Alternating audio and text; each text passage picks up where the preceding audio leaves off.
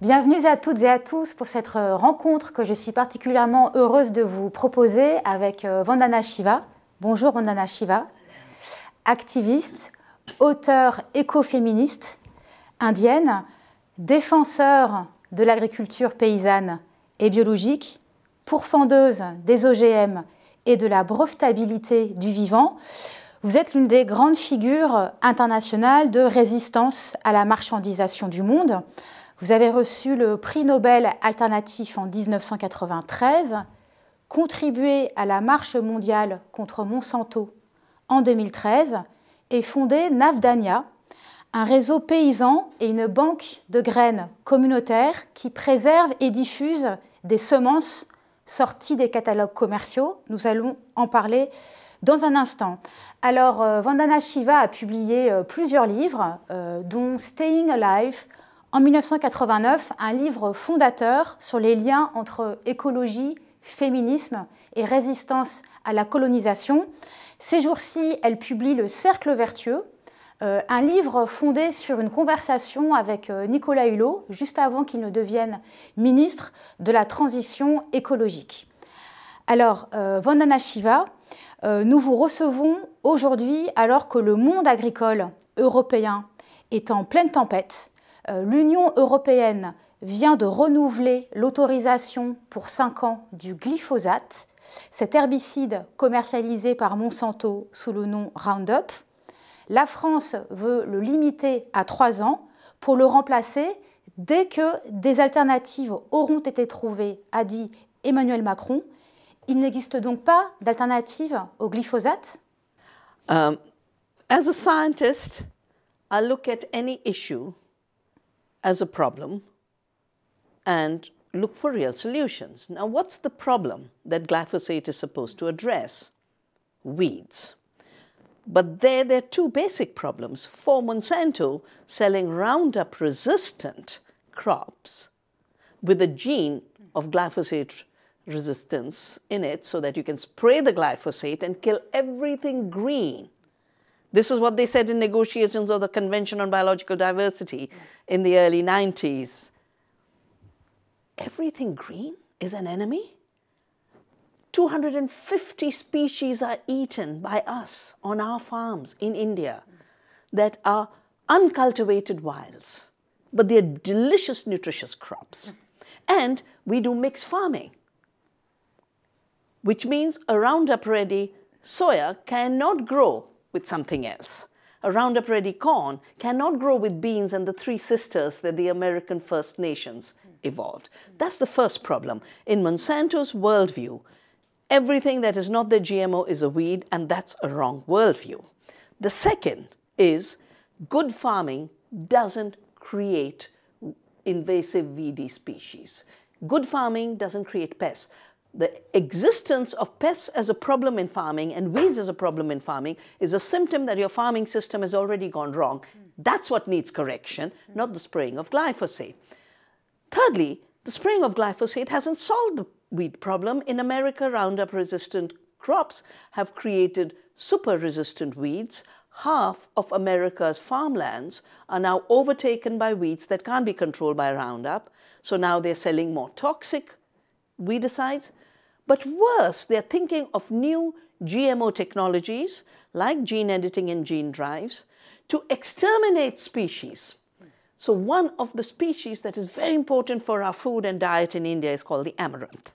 It's both a grain in the mountains, but in the plains, there are hundreds of varieties of red amaranth and purple amaranth and green amaranth, and they're the richest in vitamin A and iron. Amaranth in America has become a superweed and grows as tall as the roof of this studio. They now want to exterminate with gene drives. And the report for this has been done by the Defense Research Institute, DARPA, of America. So for them, it's both a war technology and an extermination technology.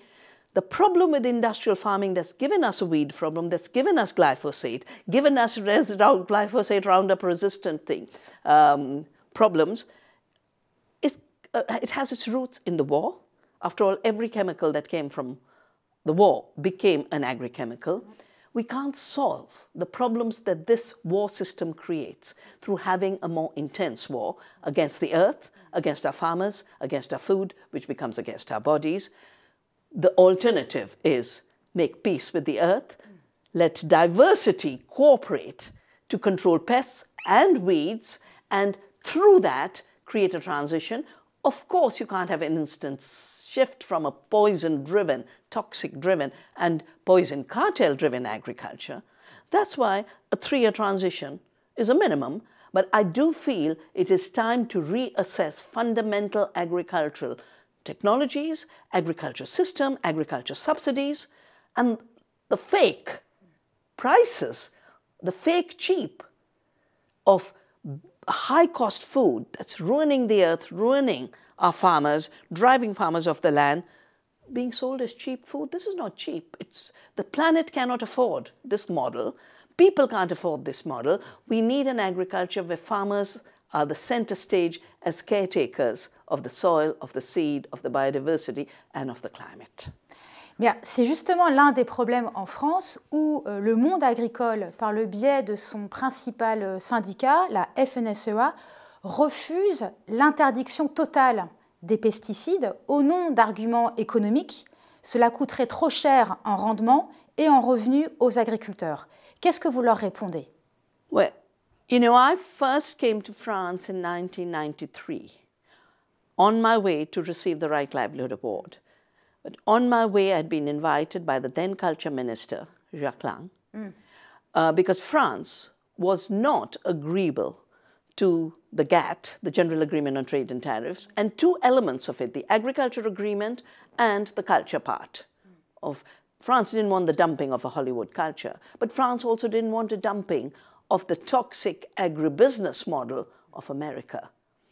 Still continued to be a resistance, but meantime, in India, from the 60s, when the Green Revolution, which was the chemical farming, it was not green, not revolutionary, it was forced on us, or in France, there is a group of large farmers which have become part of industrial agriculture. And very often, the industry, the agrochemical industry, uses these organized forms of farmers' associations as marketing agents, as promoters of their chemicals, their machines, and the false economics that a high-cost production system and a low productivity production system is producing more and has high productivity. For the last 35 years, I've been forced to look at agriculture. I'm trained in quantum theory. Yeah. This was not my chosen field. Yeah. But after the violence of Punjab and the leak of the pesticide plant in Bhopal in 1984, I decided to look for the United Nations. I said, something's going wrong. The first thing is, agriculture in the industrial model is not productive. It uses 10 units of inputs to produce 1 unit of output as food. No other production system could be that inefficient and carry on. The only reason it carries on is A, the billions of subsidies that keeps an inefficient system afloat. And this is why the debate on CAP is so important. The second is there's a hidden subsidy, a hidden externality in terms of the damage to small farmers, the damage to the planet. After all, the desertification, biodiversity erosion, the disappearance of bees, the climate change, all of this is an externality of the system that's now counted. We've done this calculation for India, and our agriculture minister wrote the foreword. We said we need a shift in the way we calculate production, productivity, yield.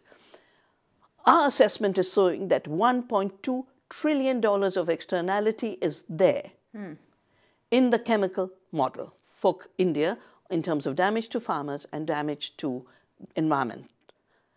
But if you add health damages, it's probably 1.5 trillion more. That's 3 times the GDP is the damage cost, which is not counted. And therefore, you have a false price and a fake price. In terms of productivity and food security, it's so clear. All we are producing is commodities, most of which don't go for food. 90% of the corn and soya, and most glyphosate is used in these crops, 90% of corn and soya is going for animal feed and biofuel. It's not a food system. So I think it's time to stop eluding ourselves that we need to spread Roundup and glyphosate for feeding the world. There's no connection. The second very important aspect is only 30% of the food comes from industrial systems. 70% of the food we eat comes from small farms, gardens, and worldwide. Worldwide. Yeah. That's the figures Yeah. of the United Nations and the Yeah. FAO. And yet the industrial system is causing 75% of the environmental damage. So if this 30% was to become 45%, we'd have a very dead planet when it comes to agricultural operations. The conditions would be killed. So for the dear farmers of France who've got addicted to toxics and poisons, all I would say is agriculture is supposed to be culture of the land. Take your instructions from the earth and recognize how your ancestors, your grandfather, your father did farming. It is time for you to join the movement for a poison-free world and a glyphosate-free world. And in any case, you are not making more money out of glyphosate spraying, you're making the money out of subsidies. Both can be gotten rid of, and an honest farming on small farms produces more incomes for farmers, produces more health and nutrition per acre. We have shown through the work of Navdanya, where local seeds, biodiversity, ecologically intensive systems can feed 2 times India's population. The similar micro-farm initiatives are emerging all over France, I know, because we partner with them. Yeah. That's the way to go in the future, not the Roundup glyphosate way. Comme vous le savez, c'est une situation très complexe puisqu'il y a à la fois un modèle économique, il y a un endettement, par exemple, de beaucoup d'agriculteurs qui les enferment, pense-t-il, dans cette manière de produire avec des pesticides et avec du glyphosate. Il y a aussi une représentation, une culture et une manière de produire l'alimentation qui a changé et qui conduit le responsable environnement de la FNSEA, donc principal syndicat agricole, dire qu'une agriculture sans produits phytosanitaires serait comme soigner des enfants sans médicaments. Well, I think anyone who can be a French farmer and say farming is not possible without chemicals is forgetting the history of farming of France or history of farming everywhere. After all, chemicals in agriculture are less than a century old. After the war, the chemicals entered agriculture. We've had only 1 century of the damage of farming and 1 century of addiction. I have called chemicals in farming ecological narcotics. And just like you have addictions of other kinds, there's an addiction to these kinds, first because an agriculture of care is what ecological farming is. An agriculture of carelessness is what chemical farming is. And carelessness and irresponsibility is an addiction. You become lazy, it's difficult to be caring. You stop making the compost and you just throw the urea. You stop creating diversity to have pest predator balance and controlling pests through ecology. And all you take out is a spray gun. It's an easier option, but an inefficient option because every spray creates resistance. Every spray creates more toxic harm. And I know of the cases of French farmers who have sued Monsanto and won because of pesticide damage through the spraying. That too is a story of farmers. I think it's important to remember 2 things. Diversity is the key to real agriculture. Diversity is the key to real democracy. While there might be farmers who are organized and their newsletters will be financed by the agrochemical companies and their trips for education and their fairs will be financed by the agrochemical companies. But I have been here in Paris to launch before the Paris Summit AMPA's dream, the small organic farmers' dream of having a greater Paris region that's organic. Show me 1 young farmer who says, I want to be a farmer for the future who sprays Roundup. Every young person I meet who has come out of finance, who might have been an engineer, who could have been in marketing, now wants to be a farmer with consciousness. They want to be a Roundup free. And I think their voice counts. I think it is time to stop seeing the agrochemical front lobbies in farmers' associations as the farmers' voice of France or India or the United States. It is time to see, A, the many voices of agriculture. That's the democratic debate we need. And those voices with true scientific assessments. How much is a Roundup field producing in terms of nutrition? How much is a biodiverse field producing in terms of nutrition? How much is the damage? How much is the positive benefit? And the damage doesn't stop with the bees and the butterflies. It carries on because one chemical, I mean, it's just one pathetic chemical from one pathetic company. It has been recognized as being carcinogenic by the highest UN authority, the WHO's cancer agencies. What does glyphosate do? Attack that agency. So not only are they getting organized big farmers to say we can't farm without chemicals, they are making the agencies that are supposed to take care of public health look like a problem and who should be exterminated, like they want to exterminate the Roundup-resistant amaranth now. I know the attacks on Dr. Seralini. Yeah. Now proven in the courts to have been engineered by Monsanto in the Monsanto papers released in the glyphosate-related court cases in America. Now, to defend one chemical, you have to destroy science, you have to destroy democracy, you have to destroy life on Earth. I'd rather protect life on Earth, democracy, and science. And they've put it out very clearly. We've got to protect Roundup and do whatever it takes to wipe out any obstruction. That is the big threat. And to the farmers of the Farmers Association who will be gathering for a fair, I would say, don't just parrot what you've been fed by the agrochemical industry. Be a true Earth citizen, be a true French citizen, think of the larger common good and act from your conscience. Alors, depuis les années que vous venez en France, les alternatives paysannes, en effet, se sont développées. Circuits courts, AMAP, agriculture biologique, mais restent minoritaires et ne parviennent pas encore à faire masse. Que faudrait-il pour que se produise un véritable changement du système agricole? Well, I think we underestimate the power of the alternatives in terms of science as agroecology practices, in terms of ecological farming and direct links to consumers, that they have already shifted the paradigm. The issue is, how do we make that practice and paradigm central to policy? To do that, you have to recognize who's pushing policy in the wrong direction and who's maintaining policy in the wrong direction in spite of all the scientific evidence that ecological farming produces more, conserves more, gives us better food and better health. It's the same poison cartel. And now we are talking of a return to the war age. After all, many companies started to produce chemicals. Many companies were making industrial seed matched to the chemicals. Who's controlling seed and chemical now? Bayer merged with Monsanto, Dow merged with DuPont, Syngenta merged with ChemChina. Now, a cartel of three. They are the ones coming in the way. That is why I have written to my competition commission in India, gone line by line in the application of Bayer merging with Monsanto. Every line is full of fraud, that they are not businesses. What kind of fraud? I'll give you two examples. The first fraud is Monsanto's claiming they don't have a role anymore in cotton. But we must remember that it's Monsanto's entry into the cotton area with BT cotton, which led to a monopoly. 99% seed is controlled by them. They lied to our companies to say you can't make your own seed, you'll have to sell ours, which was false because they don't have a patent on seed.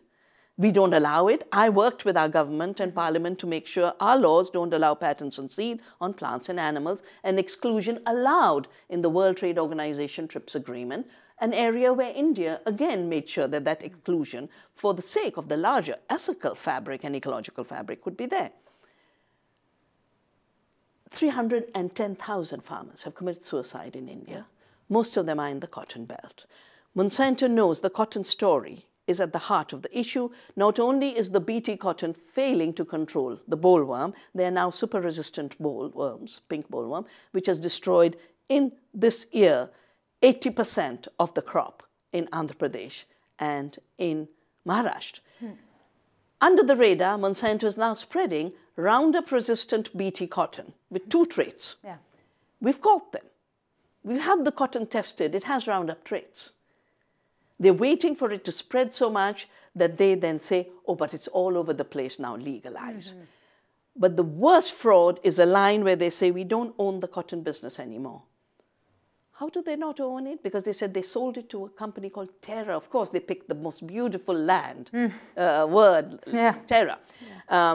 What's this company, Terra? Created 4 years ago by ex-employees of Monsanto with a paid-up capital of less than 2,000 euro.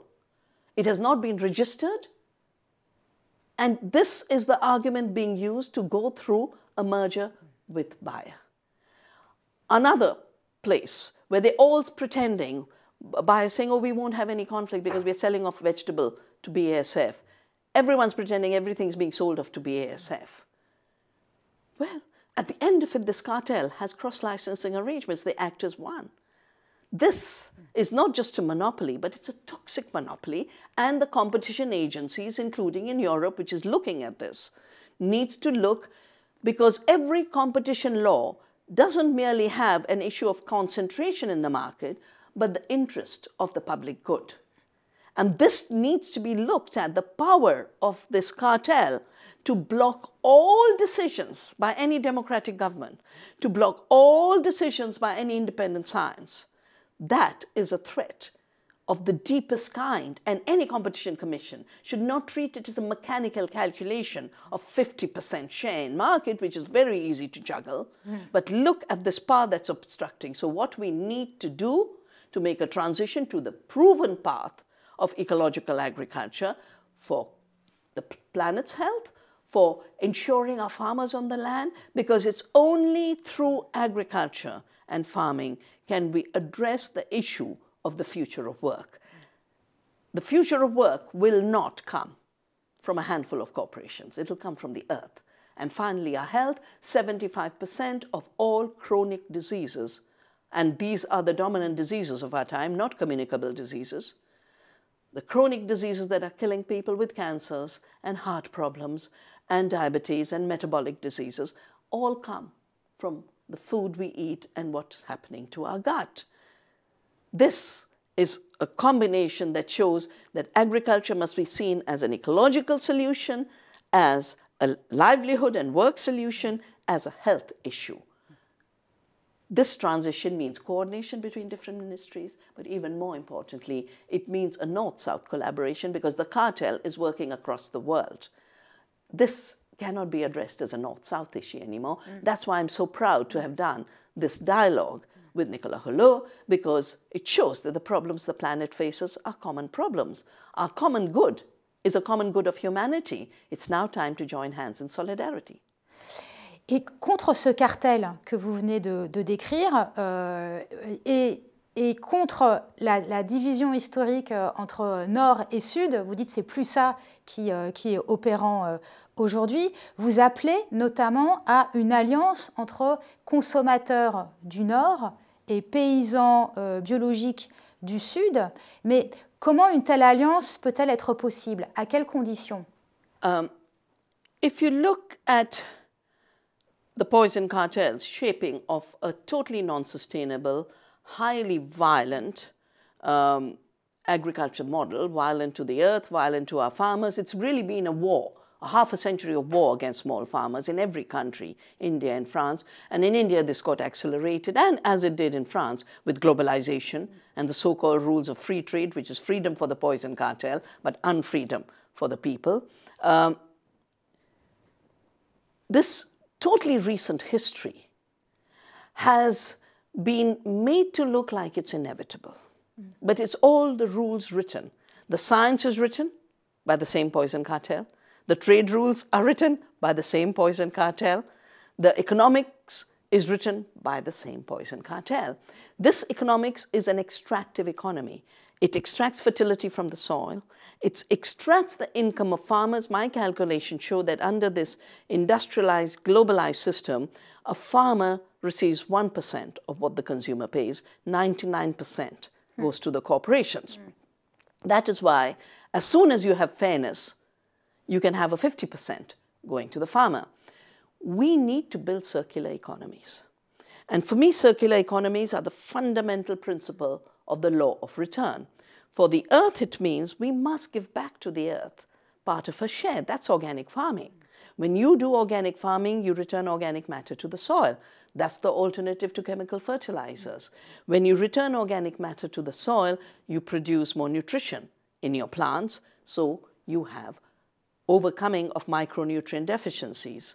When your plants have all the nutrition, they are not vulnerable to pests. Another very brilliant scientist from France, Dr. Chabousseau, showed that chemical farming invites pests because the plants fertilized with chemicals are more vulnerable to pest attacks. Whereas plants fed organically don't have pest attacks because the plants are not just fully nourished, but their holistic self-regulation of repelling pests is very much at work. The law of return, therefore, is the answer to good farming, giving back to the earth. But the law of return to the farmer means a fair share returning to the farmer. And when I talk about intimate relationships, I'm not talking only about southern farmers and northern consumers. I'm talking about the fact that each of us eats. Each of us is a producer and consumer when we're a farmer. Yeah.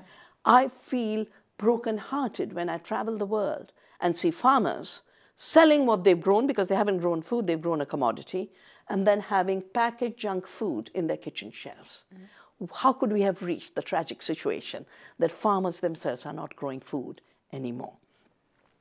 As circular economies, through Navdanya, I've built 3 regenerative circles. First is, Monsanto had a plan 30 years ago, seed will never give rise to seed. No farmer will save seed. I took a pledge. Seed will be free. Farmers will have the freedom to save seeds. Today, this right of the seed and the right of the farmer is now institutionalized in law in most cases, and when they try to make a negative law, we are able to roll it back. The second is the whole issue of nutrient recycling. Our soils have a 100% increase in nitrogen. The nitrogen fertilized soils have a 22% loss. This is over a 20-year period. So chemical fertilizers are not improving soil fertility. But the most important return is our farmers are earning 10 times to 100 times more than commodity growing farmers, because a law of return where you build circular economies, beginning from the farming family to the local economy. France is such a brilliant place for organic markets. Food is distributed in so many ways. Amazon cannot be allowed to be the food distributor of the world. We used to think Walmart was the problem, but Amazon's beaten them out very, very easily. We can't have one Monsanto controlling, and Bayer now, controlling seed and agrochemicals. We can't have one Cargill controlling trade. We can't have Nestle and Pepsi and Coke controlling what's considered safe food. And we can't have an Amazon in charge of our grocery distribution. You have to have a diversity of distribution. And we have to rebuild food communities. We have to reclaim food as a commons, rebuild food communities. And people are ready for this. This is not a remote utopia in the future. This is what's happening. And this is where people who are able to make independent choices are making the choices. People who are not able to make independent choices, largely because they've been dispossessed of their livelihoods and are on the margins of society, the state has an obligation. I think it's time for all public procurement programs to bring good, healthy local food to people. And I'm very happy to have read that France has announced that by 2022, 50% of food in public feeding programs will be organic and local. That's the way to make the transition. Yeah.